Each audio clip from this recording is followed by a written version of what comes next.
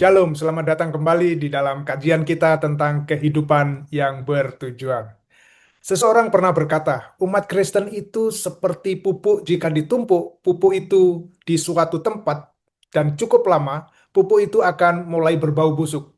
Tetapi sebarkanlah pupuk itu dan pupuk itu akan memberikan manfaat. Minggu ini kita membahas tujuan keempat di dalam hidup kita, yaitu berbuat baik kepada sesama. Alkitab menyebut ini pelayanan. Saya ingin memulai dengan membaca perumpamaan Yesus yang terkenal tentang orang Samaria yang baik hati. Mari kita buka Alkitab kita dari Lukas 10 ayat 30. Latar belakang kisah ini adalah bahwa seorang pria religius datang kepada Yesus dan bertanya kepadanya tentang siapa yang menjadi tanggung jawabnya untuk dikasihi. Pria ini mengenal perintah agung yang mengatakan bahwa kita harus mengasihi sesama kita seperti kita mengasihi diri sendiri. Berusaha membatasi tanggung jawabnya, ia bertanya kepada Yesus, "Siapakah sesamaku manusia?" Mari kita baca kisah ini. Jawab Yesus, adalah seorang yang turun dari Yerusalem ke Yeriko. Ia jatuh ke tangan penyamun-penyamun yang bukan saja merampoknya habis-habisan, tetapi yang juga memukulnya dan sesudah itu pergi meninggalkannya setengah mati. Kebetulan ada seorang imam turun melalui jalan itu. Ia melihat orang itu tetapi ia melewatinya dari seberang jalan. Demikian juga seorang Lewi datang ke tempat itu. Ketika ia melihat orang itu, ia melewatinya dari seberang jalan. Lalu datang seorang Samaria yang sedang dalam perjalanan ke tempat itu. Dan ketika ia melihat orang itu tergeletak, tergeraklah hatinya oleh belas kasihan. Ia pergi kepadanya, lalu membalut luka-lukanya. Sesudah ia menyiramnya dengan minyak dan anggur, kemudian ia menaikkan orang itu ke atas keledai tunggangannya sendiri, lalu membawanya ke tempat penginapan dan merawatnya. Keesokan harinya ia menyerahkan 2 dinar kepada pemilik penginapan itu. Katanya, rawatlah dia, dan jika kau belanjakan lebih dari itu, aku akan menggantinya waktu aku kembali. Siapakah di antara ketiga orang ini menurut pendapatmu adalah sesama manusia dari orang yang jatuh ke tangan penyamun itu? Jawab orang itu, orang yang telah menunjukkan belas kasihan kepadanya. Kata Yesus kepadanya, pergilah dan perbuatlah demikian. Saat membaca kisah ini, mudah kita merasakan sedikit rasa bersalah. Kita semua pada suatu waktu pernah melewati seseorang yang membutuhkan, dan kebutuhan orang di sekitar kita sangat beragam. Terkadang hal itu membuat kita lumpuh dan bertanya-tanya, apa yang harus kita lakukan? Minggu ini kita akan melihat jawaban atas pertanyaan itu. 3 sikap terhadap orang yang membutuhkan. Dalam bagian ini Yesus mengungkapkan 3 sikap terhadap orang-orang yang sedang membutuhkan. Yang pertama adalah menjaga jarak. Inilah sikap orang pertama yang melewati korban. Gaya hidup menghindar.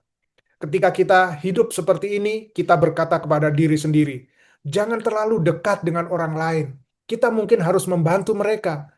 Kita mencoba menjaga agar semua hubungan tetap dangkal. Jika kita menjaga jarak dengan semua orang, kita tidak perlu terlibat dan dapat menghindari untuk terluka. Ada sebuah cerita bagus tentang seorang lelaki tua yang berdiri di dalam bus yang penuh sesak. Seorang pemuda yang berdiri di sebelahnya bertanya, "Pak, jam berapa sekarang?" Lelaki tua itu tidak menjawab. Saat pemuda itu pergi, teman lelaki tua itu bertanya, "Mengapa kamu begitu kasar kepada pemuda itu dan tidak menjawab waktu dia bertanya?" Lelaki tua itu menjawab, "Jika aku meluangkan waktu untuk dia, dia pasti ingin tahu kemana aku akan pergi. Kemudian kita akan berbicara minat kita. Kita kemudian melakukan hal itu, dan mungkin dia akan datang ke rumahku untuk makan malam. Jika dia datang ke rumahku, dia akan bertemu dengan putriku yang cantik. Jika dia bertemu dengannya, mereka berdua akan jatuh cinta. Dan terus terang, aku tidak ingin putriku menikahi seseorang yang tidak mampu membeli jam tangan." Kita hidup di dunia yang dihuni orang-orang yang tidak ingin diganggu. Dalam beberapa tahun terakhir, sebuah fenomena yang dikenal sebagai kokuning atau hidup di dalam cangkang telah berkembang. Ini adalah keinginan yang semakin meningkat untuk mengisolasi diri, dan itu sangat mungkin dan umum terjadi bahwa kita berkendara di kompleks perumahan dan kemudian melewati tetangga, menekan tombol pembuka pintu garasi, memarkir kendaraan di garasi kita, dan masuk ke rumah langsung dari garasi. Tanpa pernah berbicara dengan orang lain, tetangga kiri dan kanan. Sekarang kita melakukan transaksi perbankan juga dari rumah. Komunikasi melalui email, berbelanja online, makan malam di restoran cepat saji, dan ketika akhirnya kita menggunakan telepon, kita berbicara dengan sistem otomatis. Dan kita berpendapat, jika aku menjaga jarak, aku tidak perlu melihat atau menghadapi penderitaan dan kebutuhan orang-orang di sekitarku. Jauh dari pandangan, jauh dari pikiran. Nah, sikap kedua adalah penasaran tapi tidak terlibat. Kita melihat sikap ini pada pria kedua yang lewat di dekat korban. Dalam satu sisi, sikap ini bahkan lebih buruk. Pada sikap pertama, kita melihat pada sikap kedua ini, kita mengakui kebutuhan tersebut melalui rasa ingin tahu, tetapi kita tidak melakukan apapun untuk membantu. Saudara dapat melihat sikap ini di kemacetan lalu lintas dimanapun. Sebagian besar kemacetan lalu lintas disebabkan oleh orang-orang di seberang jalan yang ingin melihat apa yang terjadi di dalam kecelakaan, tetapi tidak berniat untuk berhenti dan membantu. Sikap ketiga adalah sikap yang ditunjukkan oleh orang Samaria yang baik hati. Tuhan telah memanggil setiap orang Kristen untuk memiliki sikap seperti orang Samaria yang baik hati, melayani dan meneladani Kristus. 4 langkah untuk melayani kebutuhan orang lain seperti yang akan dilakukan Yesus. Mari kita luangkan waktu untuk melihat beberapa langkah praktis yang dapat kita masing-masing ambil untuk menjadi hamba Kristus dan sesama yang sejati.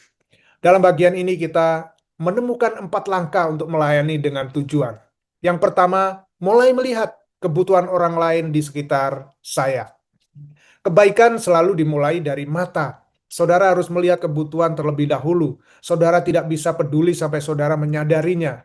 Alkitab memberitahu kita bahwa ketiga pria itu melihat orang yang membutuhkan. Dalam beberapa hal mereka lebih maju daripada sebagian kita. Karena kita seringkali bahkan tidak melihat kebutuhan tersebut. Kita bergerak begitu cepat dalam hidup sehingga kita benar-benar melewatkan kebutuhan-kebutuhan orang yang ada di sekitar kita. Ada banyak orang yang terluka di sekitar saudara. Saudara hanya tidak melihat mereka. Mereka mungkin tidak dipukuli atau dilukai secara fisik, tetapi mereka telah dipukul oleh kehidupan dan dilukai oleh keadaan. Mengapa kita tidak melihat kebutuhan-kebutuhan itu? Kesibukan, terburu-buru adalah kematian kebaikan. Izinkan saya memberi contoh. Jika saudara ingin melakukan perjalanan dan benar-benar melihat di negara kita ini, moda transportasi mana yang terbaik? Bepergian dengan pesawat, kereta api, mobil, atau berjalan kaki? Semakin lambat kita berjalan, semakin banyak yang kita lihat. Untuk menjadi peka dan melihat kebutuhan dari dekat, saudara harus memperlambat langkah. Perlambat cukup lama untuk melihat orang, tatap mata mereka, berikan perhatian penuh saudara kepada seseorang.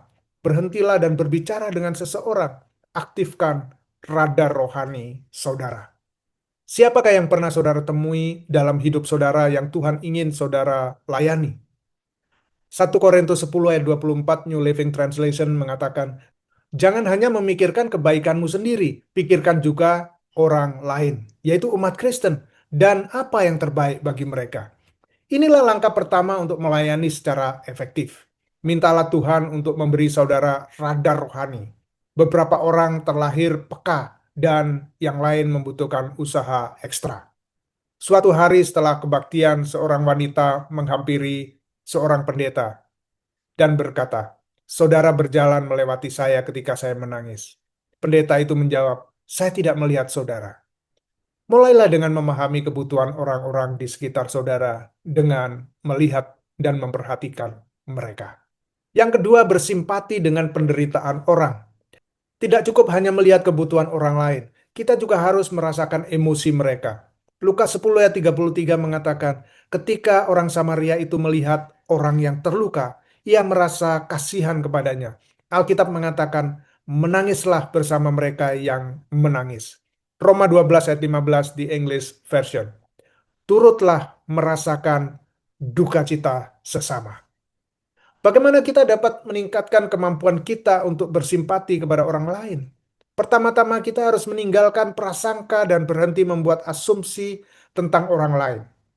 Akan sulit bagi kita untuk memahami betapa besar kebencian antara orang Samaria dan orang Yahudi. Mereka terpecah berdasarkan ras, agama, dan politik. Kebencian mendalam yang sama masih ada antara orang Yahudi dan Arab hingga saat ini. Yesus menjadikan orang Samaria sebagai pahlawan dalam kisah itu sungguh mengejutkan. Kita harus mulai melihat orang-orang di sekitar kita seperti Yesus melihat mereka. Orang tunawisma itu penting bagi Tuhan. Orang yang menyebalkan di kantor juga penting bagi Tuhan. Antara keluarga yang sulit dikasih juga penting bagi Tuhan. Jika saudara ingin menjadi hamba sejati, saudara harus peduli dengan apa yang Tuhan pedulikan. Dan Dia peduli pada manusia. Kita juga harus belajar untuk benar-benar mendengarkan, kita bersimpati dengan telinga kita. Terkadang cara terbaik untuk melayani seseorang hanya dengan mendengarkan. Di balik setiap kebutuhan ada sebuah cerita. Dalam Lukas 10 ayat 31, imam melihat pria itu dan kebutuhannya dengan jelas. Tetapi ia tidak tahu apapun tentang perjalanan hidup pria itu. Ia bisa saja menduga bahwa pria itu sendiri yang menyebabkan dirinya celaka. Galatia 6 ayat 2, The Message mengatakan, tundukkan badan dan ulurkan tangan kepada mereka yang tertindas. Pikulah beban mereka dan dengan demikian genaplah hukum Kristus. Mungkin saudara belum pernah memikirkan hal-hal ini, tetapi Tuhan telah mengizinkan beberapa kesulitan dalam hidup saudara agar saudara dapat bersimpati dan melayani orang-orang di sekitar saudara. 2 Korintus 1 ayat 4, The New Living Translation mengatakan, Ia menghibur kita dalam segala kesusahan kita, sehingga kita dapat menghibur orang lain. Ketika orang lain mengalami kesusahan, kita akan dapat memberi mereka penghiburan yang sama seperti yang telah Allah berikan kepada kita. Yang ketiga, memanfaatkan momen atau kesempatan dan penuhilah kebutuhan orang. Begitulah kita melihat kebutuhan dan dapat bersimpati dengan penderitaan mereka. Langkah selanjutnya adalah memanfaatkan momen tersebut dan memenuhi kebutuhan itu. Jangan menunggu, menunda, atau mengulur waktu. Lakukan apa yang bisa saudara lakukan saat itu juga. Di dalam Lukas 10 ayat 34, orang Samaria itu bertindak dan kasih bukanlah sesuatu yang hanya dirasakan, melainkan sesuatu yang dilakukan. Orang Samaria itu membungkuk dan merendahkan diri, selevel dengan pria itu. Dia tidak bertindak superior. Dia menggunakan apa yang dimilikinya. Anggur untuk disinfektan, minyak untuk menenangkan. Orang Samaria itu mungkin menggunakan pakaiannya sendiri untuk membalut luka pria itu. Dia tidak menunggu bantuan profesional. Amsal 3, 27 dan 28 The Message mengatakan, jangan pernah berpaling dari seseorang yang pantas mendapatkan pertolongan. Tanganmu adalah tangan Tuhan bagi orang itu. Jangan katakan pada tetanggamu, mungkin lain kali. Atau coba besok, padahal uang ada di sakumu. Jangan menunggu kondisi membaik, penuhilah kebutuhan sekarang juga. Untuk memanfaatkan momen tersebut, kita harus rela diganggu. Kasih seringkali merepotkan. Melayani membutuhkan waktu. Pikirkan alasan-alasan yang mungkin diberikan oleh orang Samaria itu. Saya punya masalah sendiri yang harus dipikirkan. Saya punya urusan penting yang harus dikerjakan. Dia mungkin sudah mati. Dia sudah tidak bisa ditolong lagi. Mungkin itu yang bisa dipikirkan ketika melihat orang itu tergeletak. Apa alasan saudara? Perhatikan frasa kebetulan. Imam yang lewat itu mungkin adalah kebetulan. Tetapi apa yang sering tampak seperti kebetulan sebenarnya adalah pertemuan yang direkayasa oleh Tuhan. Tuhan dengan sengaja mempertemukan orang-orang di jalan kita. Dan itu adalah pertemuan ilahi. Untuk memanfaatkan momen, kita harus bersedia mengambil resiko untuk menjadi seorang pelayan. Saudara harus melawan rasa takut. Bayangkan ketakutan yang mungkin dihadapi orang Samaria itu. Bagaimana jika para perampok masih ada di sekitar situ? Bagaimana jika ada jebakan dan dia berpura-pura? Bagaimana jika dia menolak bantuan saya? Bagaimana jika saya sebenarnya tidak dapat membantunya? Kita seringkali tidak ingin terlibat dengan penderitaan dan kepedihan orang lain, karena itu mengingatkan kita pada penderitaan dan kepedihan kita sendiri. Yang keempat, membayar apapun yang diperlukan. Melayani dimulai dengan melihat kebutuhan, bersimpati dengan penderitaan orang lain, dan bertindak. Tetapi saudara perlu memahami bahwa ada harga yang harus saudara bayar. Selalu ada harga yang harus dibayar untuk kebaikan dan pelayanan. Biasanya hal itu membutuhkan pengorbanan waktu, energi, uang, dan juga reputasi. Perhatikan ayat 34 dan 35. Kita mendapati bahwa orang Samaria itu membawa pria yang terluka ke sebuah motel. Kemungkinan besar ia harus berjalan jauh. Ia merawatnya sepanjang malam, menyediakan kebutuhan perawatannya, dan kemudian membayar tagihannya. Semua itu dengan biaya pribadinya sendiri. Ia tidak hanya menelpon 911 dari ponselnya, ia melakukan semua yang bisa dia lakukan untuk memberikan bantuan. Galatia 6 ayat 10, New International Version mengatakan, oleh karena itu, selama ada kesempatan, marilah kita berbuat baik kepada semua orang, terutama kepada mereka yang termasuk dalam keluarga orang-orang beriman. Penulis Susan Kate menulis tentang pengalamannya memenuhi kebutuhan. Itu terjadi bertahun-tahun yang lalu pada salah satu hari di bulan Desember yang dingin dan menusuk tulang. Itu adalah tahun-tahun yang lalu pada salah satu hari di bulan Desember yang sangat dingin dan menusuk tulang. Itulah yang membuat orang-orang berbelanja terlebih dahulu pada bulan Juli. Angin yang membawa kepingan salju menerpa jalanan. Duduk membungkuk di bangku trotoar seorang pria yang tidak bercukur. Ia mengenakan jaket usang dan sepatu tanpa kaos kaki. Ia melilitkan kantong kertas di lehernya untuk melindungi diri dari angin yang sangat menusuk. Seorang pembeli berhenti sejenak, merasa sedih melihat pria itu. Sayang sekali, pikirnya. Tapi sebenarnya tidak ada yang bisa dia lakukan. Sementara pembeli itu berdiri berlama-lama di situ, seorang gadis kecil berusia 11 atau 12 tahun lewat dan melihat sosok yang kedinginan di bangku itu. Melingkar di leher gadis itu adalah syal wool berwarna merah. Dia berhenti di samping lelaki tua itu dan melepaskan syal merahnya dan dengan lembut melingkarkannya di leher lelaki itu. Lalu pergi. Lelaki itu mengusap wool yang hangat itu dan pembeli itu pergi dengan diam-diam. Berharap dialah yang memberikan syal itu kepada dia. Aku adalah pembeli itu. Dan Tuhan mengajar aku sesuatu hari itu. Dimanapun aku berada, apapun yang kumiliki, selalu ada sesuatu yang bisa kuberikan. Sentuhan, senyuman, doa, dan kata-kata yang baik. Bahkan sebuah syal. Berikut pertanyaan yang sangat pribadi. Apakah saudara melewati seseorang yang membutuhkan bantuan minggu ini? Mungkin saudara tidak tahu mereka membutuhkan bantuan karena penderitaan mereka bukan fisik, dan mungkin saudara terlalu sibuk untuk berhenti dan mencari tahu bagaimana keadaan mereka. Sebagai penutup, mari kita bahas hal-hal praktis. Izinkan saya menyarankan beberapa cara untuk menerapkan pesan ini. Ambil langkah nyata dengan terlibat dalam pelayanan di gereja saudara.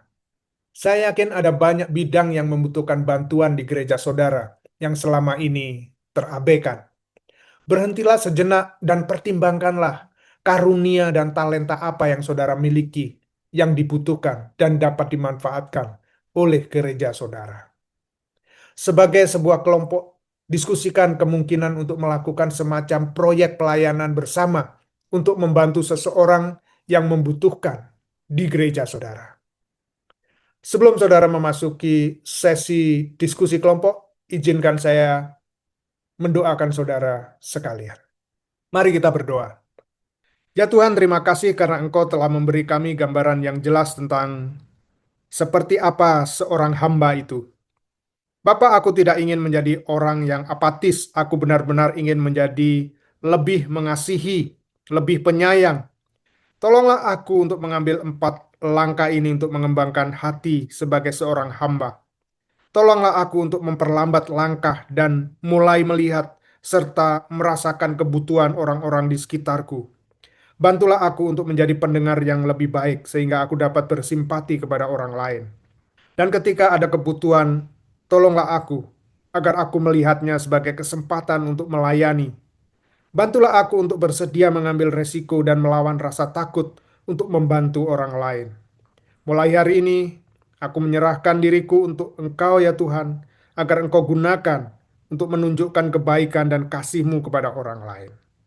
Dalam nama Yesus kami berdoa. Amin. Saya mengajak saudara untuk melanjutkan pelajaran kita minggu depan dan membahas tujuan yang terakhir, yaitu yang kelima.